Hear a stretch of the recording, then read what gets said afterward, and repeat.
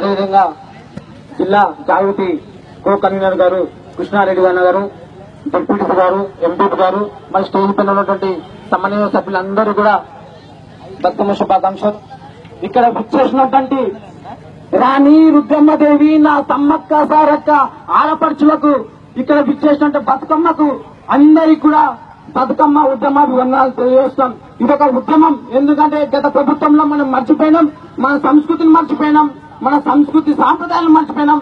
అదేవిధంగా ఈ సంప్రదాయాలు మనలో పోవాలి, గ్రామాల్లో పోవాలని ఒక తపన మన జాగృతి అధ్యక్షురాలకు, అదేవిధంగా మా అన్న గోలబర్రాజు గారు లింగాల మండలంలో ఎప్పుడు కూడా కన్నీ విని ఎరగని, ఏ పార్టీ కూడా కన్నీ విని ఎరగని రీతిలో ఇంత బ్రహ్మాండంగా దసరా కంటే ముందుగానే మనం దసరా జరుపుకుంటున్న సందర్భం ఉంది ఈ రోజు.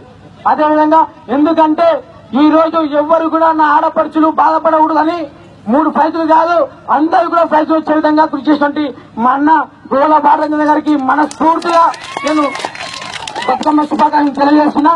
ఇదే విధంగా నాకు ఈ అవకాశం ఇచ్చినటువంటి అన్నకు మనస్ఫూర్తిగా ధన్యవాదాలు తెలియజేస్తున్నా.